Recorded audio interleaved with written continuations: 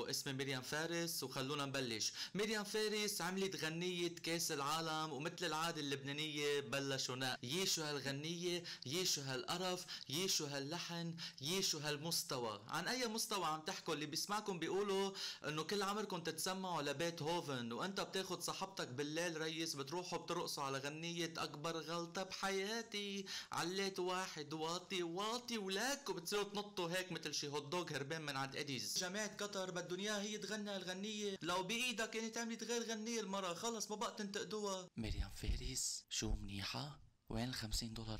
قطر زتوها كتير بالقوانين والشروط، كتير زتوها. يا لبناني ممنوع بالملعب تشلح وتتحمس. انا كلبناني هلا بدي اروح احضر كاس العالم بقطر، ما في خليها بقلبي وما اتحمس، يعني ضروري بلش اقول شيل الحكم حط حمار. انا هلا اذا رحت حضرت المونديال هونيك عندكم ايه وميسي ما جاب جول، انا اجري فوق رقبتي لا تلقائيا بدون ما احس بدها تطلع معي مسبه، يعني بدي اشبه وحده سمك يا ميسي. مثلا المان اذا عم يلعبوا المانيا بدي شجعهم هونيك، اجا مولر جاب فاول مثلا وطرقوا بطاقه حمراء، الحكم ما في ما قال له الحكم فيك يا حكم، ما بقدر، بدي اقول له اياها. مريم فارس اعملي لنا شير للفيديو عندك على الستوري على الانستغرام، شرفك يجينا شوية فولورز بليز. وانتو مين بتشجعوا بكاس العالم؟ اكتبوا لنا بالكومنتس. وميرسي كتير لما حضرتوا هيدي الحلقه، حبيتوها او ما حبيتوها،